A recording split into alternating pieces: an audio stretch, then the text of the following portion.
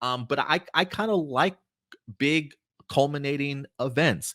It feels like something leading up to a Battle of Yavin, a Battle of Andor, a Battle of Jeddah.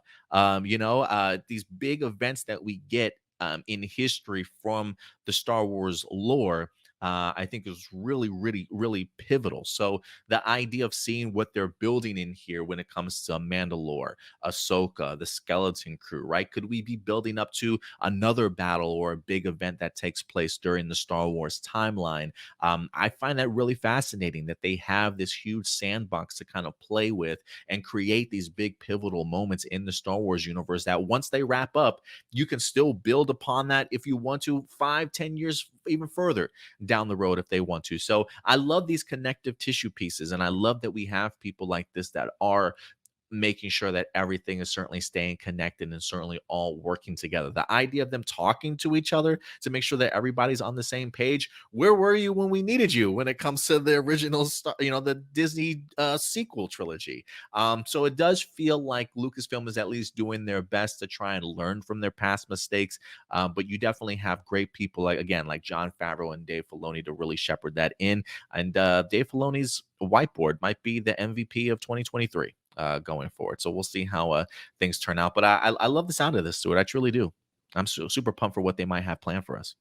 Yeah, it's one of those things where I feel like Disney made a really dumb mistake by not planning beforehand when they did the sequel trilogy.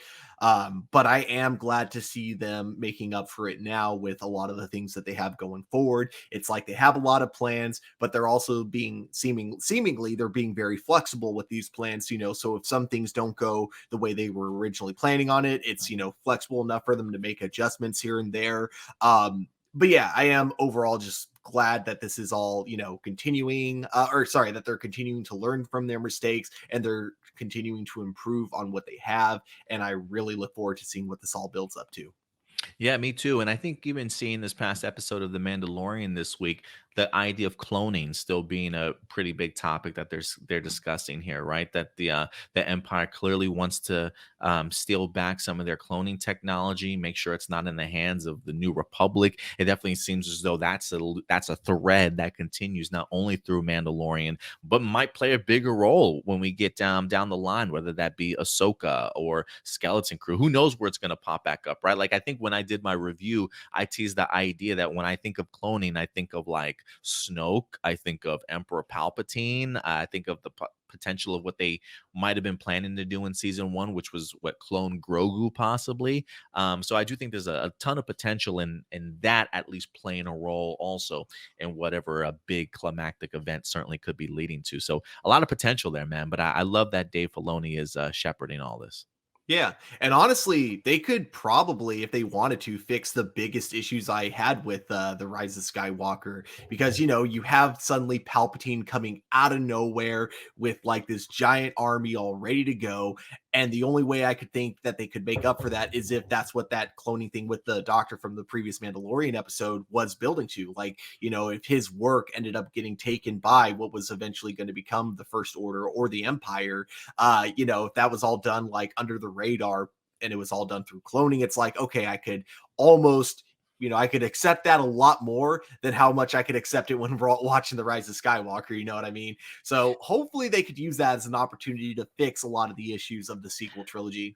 Wouldn't that be trippy? And if, like, in 20 years, we look back at the sequel trilogy from Disney and we think to ourselves, thank God for Dave Filoni for, like, having, like, putting so many projects in between Return of the Jedi and The Force Awakens. So, like, what if they literally make his Emperor Palpatine story digestible and acceptable? And then when we actually go back and we rewatch it, it's like, it all makes sense now. Like, wouldn't that be crazy if they're like, Dave, we need you to save our sequel trilogy by filling in this 30-year gap. Please do something.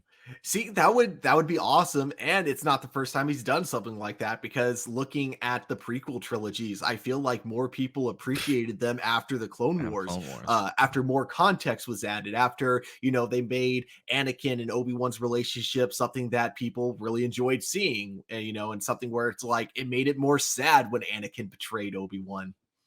Man, that'd be crazy if Dave Filoni can save the sequel trilogy. Hopefully, I'm around to see it when eventually we come back 20 years later and they welcome the cast from the Rise of Skywalker on stage, and everybody gives them a standing ovation, welcomes everybody with open arms once again, right? All thanks to Dave Filoni filling in those blanks that we really needed. Yeah, man, we'll see if he can pull it off. But yeah, a lot of exciting things, I think, at least from the Star Wars spin-offs, certainly headed our way, guys. But let us know your thoughts when you hear Dave Filoni speak this way about what they possibly have planned. Does that give you hope that Star Wars is moving in the right direction? Do you trust this man? As a lot of us, I think, certainly do. Let us know your thoughts in the comment section box below.